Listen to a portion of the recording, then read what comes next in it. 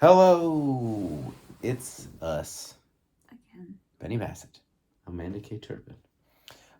We had a pretty special day yesterday, and we really just kind of were in the moment and tried to take it all in. We played the Dunwells Summertime Fest in Newton Aycliffe, and a ton. We'll talk about it, but there was a ton of great musicians, and it was really wonderful community of music lovers, and they call themselves, um, you know, Army of Friends. Army of Friends. It's more like family, but it was really amazing, and so we just tried to be in it. And also, by the time we got back to our Airbnb, it was very late. It was very late, and it was being run by a very kindly couple who looked like if we said something too loud, they might shatter into a million pieces. So out of consideration, but we love their dogs, and their yard is nice, and they were very nice to us. It was just late hours for everybody. Yeah, it was. And we just wanted to be fresh, exciting. So okay, here we go. So yesterday, we left London. London, yes. And we took a bus to a train. Right? Yeah, that's a lot of detail. We took a train from King's Cross up to Newton, or to Darlington. And Allie Mendelson, who has been my connection to the festival and to the Dunwells, and is really the organizer of the festival. Like, I had no idea how we were going to get around. It's it's a very rural, small British town. I was going to say village, but I don't really know the distinction between the two. But so I didn't really know how we were going to get around, and the Airbnb was kind of across town. The venue, which is called Hammer and Pincers, was kind of across town and across the freeway. So had we been walking, it would have been very long walks. And so I just, I wasn't sure how we were going to do it, but I figured maybe through musicians or somebody, like we could all help. Someone would help these poor Americans out. And Allie and her husband Steve were just gems of human beings and drove us all over, and late at night, in the morning, to the train station, from the train station, like they just were lifesavers. So. One of my favorite things about Steve is as we were driving around this sleepy little town, he had just a piece of like historic trivia for every landmark we passed, for like every little, like when I give that sort of tour in Albuquerque, I'll point out a building and be like, that place used to be a Blockbuster Video. But Steve, he had stuff like, you'll notice that there's a lot of cloud cover here, and he said and during the war, during World War II, that they used to build ordnance or craft ordnance there because the spy planes couldn't see through the cloud cover that's there semi-permanently. They picked the place in England that had more cloud cover than major cities. Yeah, like that kind of information. Yeah, where like just a wellspring of local knowledge. I loved it, and he kept apologizing for it, and I was like, "Feed me." You could not have found a better audience. She was like, "You were like, what's that plant in Little Shop of Horrors?" I don't know. Stuart. That's not it. Anyway, Seymour. Thank you. I knew it was an ass name. Yeah. And he's not Scottish. I understand. And the plant is not named Seymour. It's the man. Oh, then what's the plant's name? Plants don't have names. Oh my God! All right. So anyway, see if we can do this. The artists that played: Trisha Langford, Benny Bassett,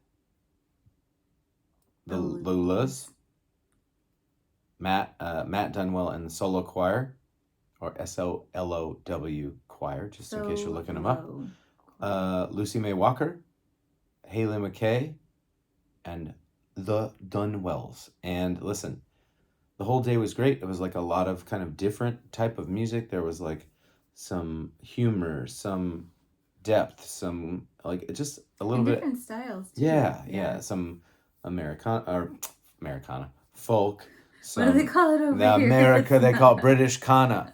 I'm starting it. As an American, what a dick.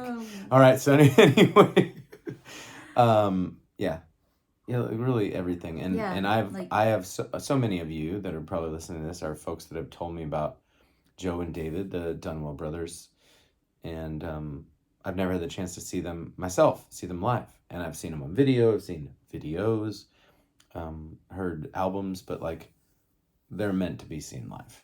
Their energy, their voices, like all that stuff, and everybody. I mean, honestly, everyone was fantastic, and then there was me too, and it was just everybody there, not the musicians, but all the folks that were there to watch, not even watch, to participate and to come together in this like celebration of community, family, music, all of those things. They just, every time they'd stop you, they would like grab your arm and hold you, you know, like just to like really like communicate what it meant to them. And that's like such a special, I'm almost tearing up. I promised myself I wouldn't cry.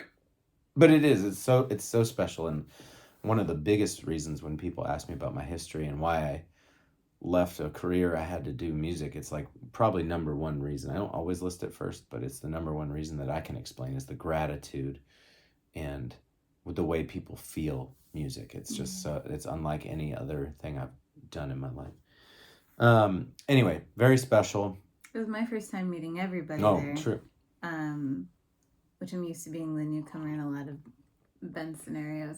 And when I met the two Dunwell brothers, I introduced myself, and Ben had to go off and answer a question from somebody. I'm like, I didn't know what to talk to. We were kind of talk about, and I was kind of interrupting their dinner. And so I looked at the two of them, and I said, which one of you is your parents' favorite? Because I feel like that's a great question to ask a couple of brothers. Yeah. And what was more shocking than my question was Matt's answer, because he had it ready. Wait, Matt? Or Dave, sorry. Yeah, Dave. See, I'm already getting them confused. There were three brothers there. Yeah. Yeah, go ahead. Okay, so Dave goes, I'm the favorite. And Joe's like nods in agreement. And I was like, you really knew that. You didn't even have to think about it. Yeah, everybody knew. And he said, well, we have one older brother. I said, is it because you're the oldest? He said, no, we have one older brother and he's too old, so he's disqualified. And he said, and then we've got Matt, and he's too tall, so he can't be the favorite. And then he points at Joe, and he says, and he's too good of a singer. And I was like, so your parents just love you for your averageness. And he was like, yup. That I hope, like, that's a really, I think it's great because now a lot of us can just aspire to be average. It's set the bar nice and achievable. Well, that's why you're not the favorite in your family, because you're the abovest average. I'm the abovest average. The most above, whatever. I also feel like it's okay for me to ask that question because I've come from a big family. Yeah, you were like, you actually did tell them about your family. I won't disclose it publicly, but you did tell them about it. I told them who the favorite was, and it's not me. It's Shannon. Boom. You guys have insider info.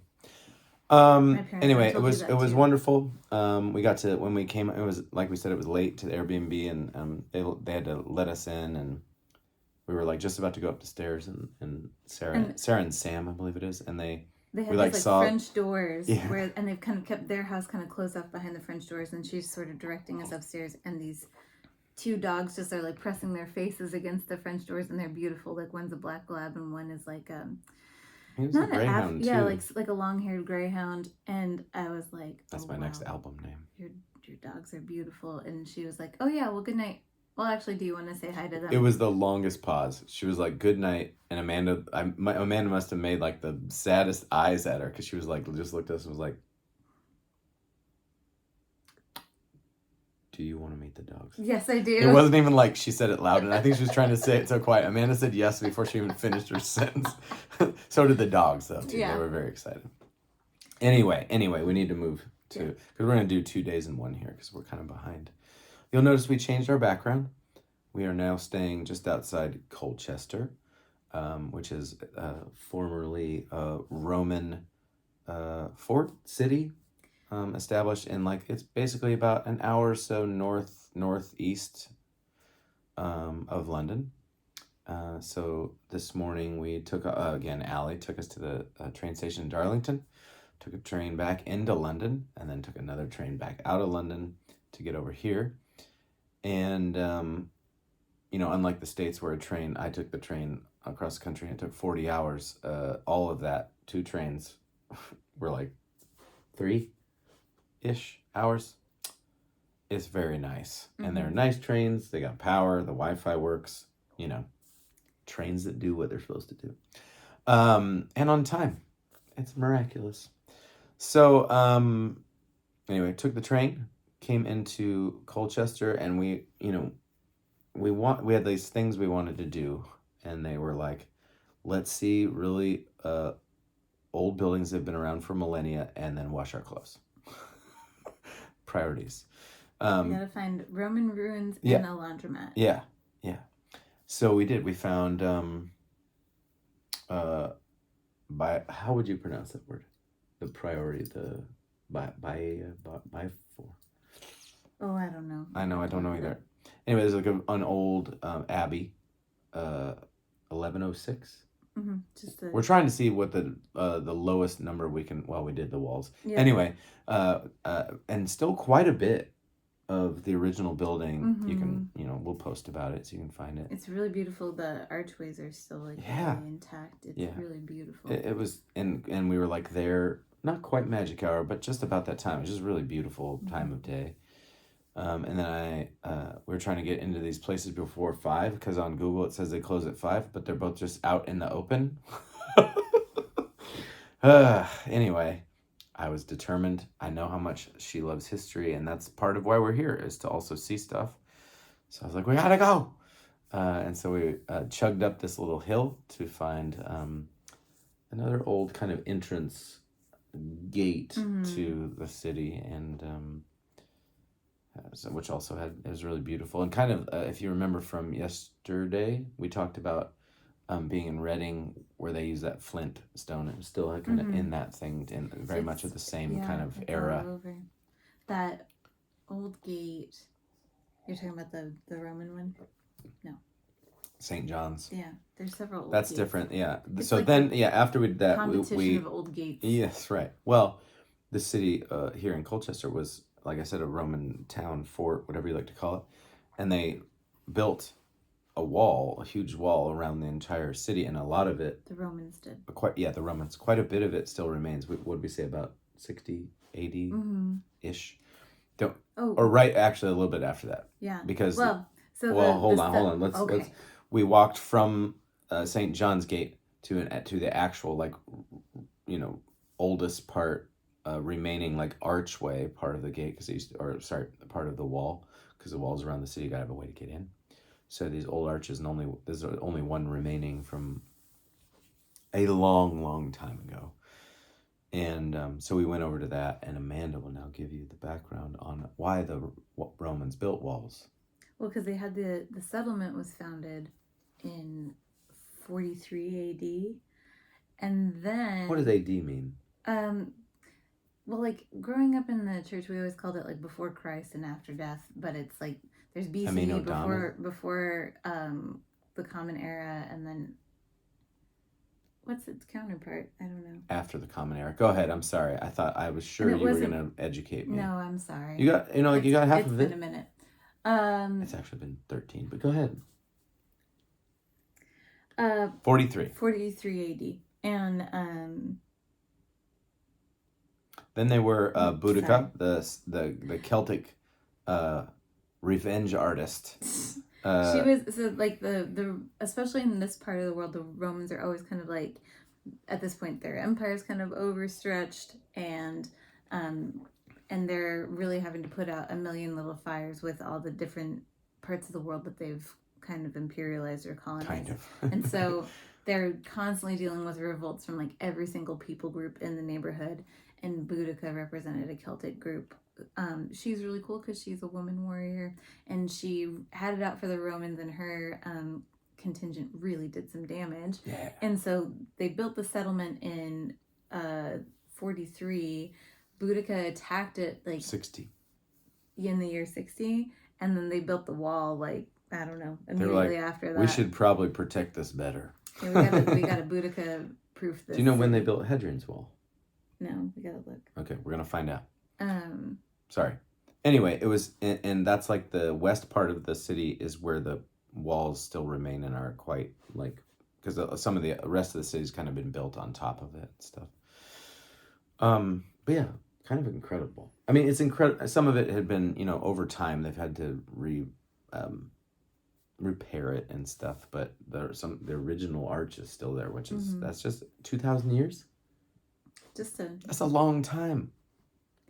It's crazy to see even just like what we can make an educated guess about what the original parts were, and just like the craftsmanship and like making carbon dating and stuff in building an archway, and like just the way everything fits together, and just how long it's lasted. You can probably just make the call based on materials, right? Like what were they doing at the time? Yeah, it's like paleontologists can like dig, or geologists can like dig into rocks, and they'll be like, this is how far, where we are in time because of these rocks exist. Where like as you uncover, and archaeologists uncover stuff, they can be like, this is the type of building materials the Romans used. This is the type of building material they used during this era, or this, like, whatever. It's it's really cool. Yeah. After that. Oh, yes. After the gate. Laundry. We went and switched our laundry over. We got gelato. There was a little gelato shop next door, so we had some gelato. Yep. Then we walked back down the street towards my venue. It's called The Bull.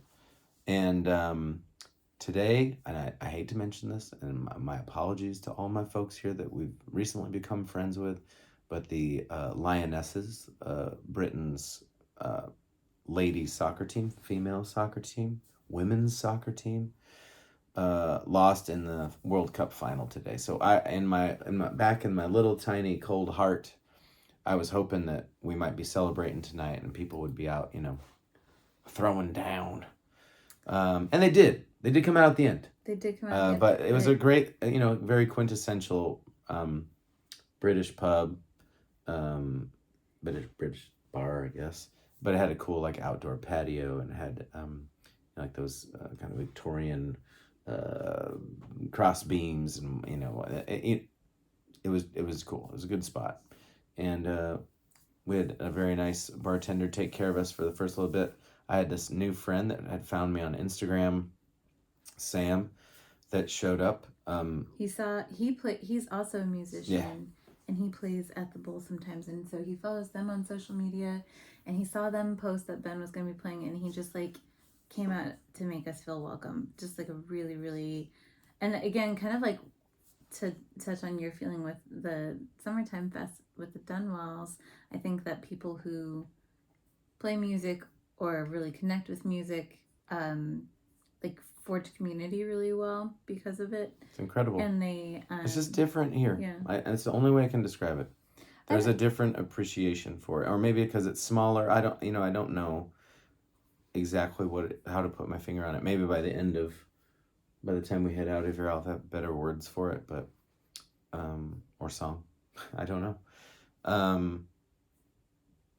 But it's tangible. Whatever it is, it's tangible when it comes to the arts, especially for me in music, especially this time. It's our second time, and we're doing like legitimate shows, like places where other folks play. The hotels, it was just a different kind of thing last time. So this is much more what I wanted to do. I wanted to get into some of these other cities and just see stuff and meet people, and that's the funnest. That's the funnest part of what we're doing, besides being together, obviously. So anyway, it's been really neat. So thank you, Sam, if you're watching this, or we're also just, I think, like in thanking Sam, just also holding gratitude in our hearts for the people who find us like through music, not even just like coming to the show or whatever, but just like that it's such a great connector. And so like I think Sam coming out tonight is also really representative of that like it might bring people together from very different parts of the world or walks of life or whatever, and it's just something that we all have in common. And I think it creates like a pretty instant safe place to like be vulnerable with each other and to share also. So I think Sam coming tonight is kind of representative of that feeling that we've experienced the last couple of days. I think that was well said. Thank you. Unfortunately, I don't have any kid quotes.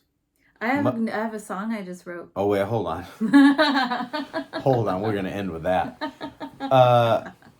because we're on the train today and there was a little boy that was for hours, losing his mind. And so I had to put some headphones on. I'm sure he had some good quotes. I have to interject with The only one I knew was, "That's my iPad" at the loudest volume I've ever heard in my life. He wasn't like the train partners we had yesterday. I did want to mention them. Shit, that's right. I didn't want to forget them, but we just had the loveliest, oh my gosh, nicest family sit with us on the train yesterday. Zara and Rob, and they could be don't famous. remember their little girl's name, but it's better so we can protect her privacy. Yep. But we just had the best time talking to them, and they're both writers. Rob also directs. They both have like upcoming projects, but we didn't ask them anything that would have given them like identified who exactly they are. Don't worry, stuff's just breaking in the bathroom. It's fine. And their little girl we kept trying to like distract her to like point out sheep out the window, and she was so sure that she was going to see an elephant. Yeah. So Wooly the sheep. Anyway, and elephants. Just tucking that one into the memory banks that we just had such a nice time chatting. They were the nicest. And it was very fun. Just like sometimes you meet people and you're like, hit it right off. You know, she like came in already apologizing for her daughter, and we were like, no. Yeah. We're gonna rage. And she was very sweet. Yeah. Anyway, good call. Oh, so about 10 minutes ago when I came in, I was talking about we got to do these videos. I said to Amanda, "Do you know the Colchester song?" And she was like, "What?" And I said, "Well, they have a soccer team. Oh my God, a football team." I gotta stop. And I was like, "So they have a song?" And she said, I wrote one on the spot. We've refined it a little bit since. Do you want to sing it with me? You ready? Colchester, Colchester, did that guy make a Goldchester? "Oh, I love you guys. We'll talk to you next time."